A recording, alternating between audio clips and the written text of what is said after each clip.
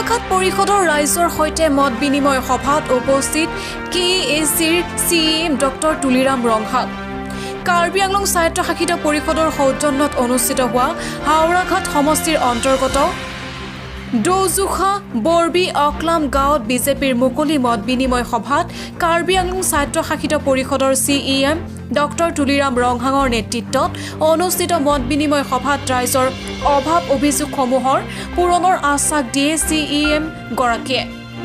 এই সভাত বিভিন্ন জনগোষ্ঠীৰ ৰাইজৰ উপস্থিত হৈ পৰিষদীয় জনপ্ৰতিনিধিসকলক গয়া ৰাইজৰ তেওঁলোকৰ এলেকাত সমস্যাসমূহৰ লিখিতৰে পৰিষদৰ কৰ্তৃপক্ষই অৱগত কৰে।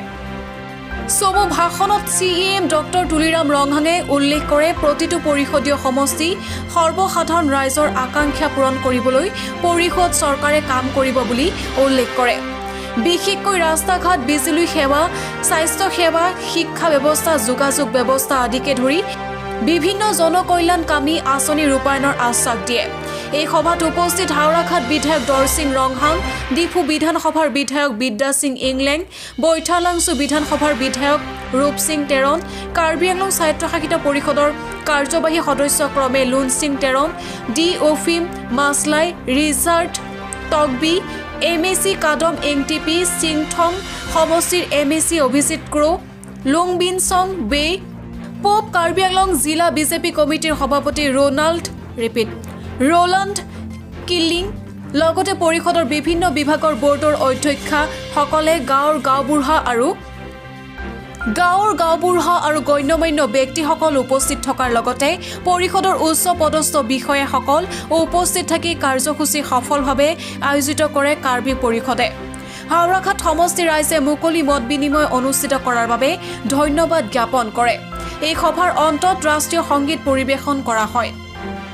সমষ্টিত আমি CEM ইণ্টাৰেকশ্যনৰ কাৰ্যসূচীটো আজি শেষ কৰিলোঁ আৰু সেইটো কাৰ্যসূচীত আপোনালোকে জানে আমি প্ৰত্যেক MAC সমষ্টিত গৈ ৰাইজৰ অভাৱ অভিযোগবিলাকৰ পূৰণ কৰাৰ স্বাৰ্থত আমি ৰাইজৰ ওচৰত আহিছোঁ আৰু গোটেই কাউন্সিলটো আমি ইয়াত লৈ নিছোঁ।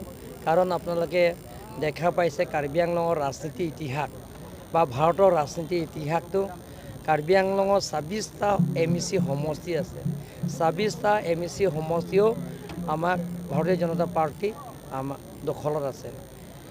কাৰ্বি আংলঙৰ 4জন বিধায়ক আছে, 4জনৰ বিপুল ভোটত ৰাইজে আমাক আশীৰ্বাদ দিছে। সাংসদ ইয়াত এটা চিট আছে, সেই সাংসদ চিটত যোৱাবাৰ নৰ্থ ইষ্টৰ ভিতৰত হায়েষ্ট ভোট পাৰ্চেণ্টেজ এটা পাইছে, এইবাৰো 1,50,000 ভোট পাইছে। গতিকে ৰাইজৰ ওচৰত আমি লৈ গৈছোঁ যে যিমানখিনি কাউন্সিলত অফিচাৰ্ছ আছে, principal secretary, deputy commissioner, SP, যিমানখিনি অফিচাৰ্ছবিলাক লৈ আহি ৰাইজৰ অভাৱ অভিযোগবিলাকক পূৰণ কৰাৰ স্বাৰ্থত আমি ইয়াত ৰাইজৰ ওচৰত আহিছোঁ।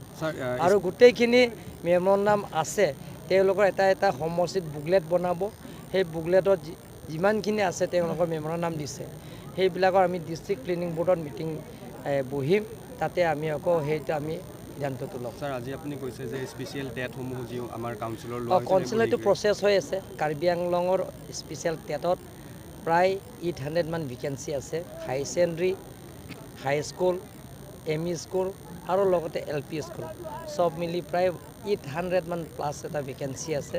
সেইটো আমি সোনকালে এডভাৰটাইজমেণ্ট দিম।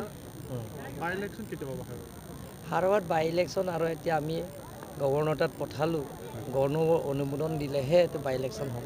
দিল্লী নিৰ্বাচনক লৈ আজি আপোনালোকে জানে যে দিল্লী চিফ মিনিষ্টাৰটো ইংলিছ পৰা কয় ৱাৰ্ড স্মাৰ্ট, নিজকে বেছি বুদ্ধিমান বুলি কয়। গতিকে ৰাইজে গম পাইছে যে তেওঁ যিটো নেকি কেলেংকাৰী, যে তেওঁ নিজে জেল গৈছে, যিটো মদৰ কেলেংকাৰী, সেইটো আপোনালোকে গম পাইছে যে একদম মদৰ দোকান দি সেইটো আপোনালোকে গম পাইছে, লোকেল চলাই মদ, সেইটো তেওঁতো কেছ পইচাও পাইছে, গোটেইখিনি এৰেষ্ট হৈছে। গতিকে এনেধৰণৰ ৰাইজে গম পাইছে যে গোটেইখিনি চিন্তা চৰ্চা কৰিছে দুখীয়া দৰিদ্ৰ সীমা ৰেখা পৰিয়ালবিলাকক, আৰু লগতে যিটো ডেভেলপমেণ্টৰ কাম কৰি দেখা পাই আছে নৰেন্দ্ৰ মোদী ডাঙৰীয়া। গতিকে ৰাইজে এতিয়া সিদ্ধান্ত লৈছে যে নৰেন্দ্ৰ মোদী আকৌ আমি সহায় কৰিব লাগে বুলি এতিয়া ৰাইজে সিদ্ধান্ত দিছে। এতিয়া কংগ্ৰেছ 0, তাতে ইণ্ডিপেণ্ডেণ্ট 0, আৰু বেয়াকৈ মানে আম আদমি পাৰ্টি হাৰিছে।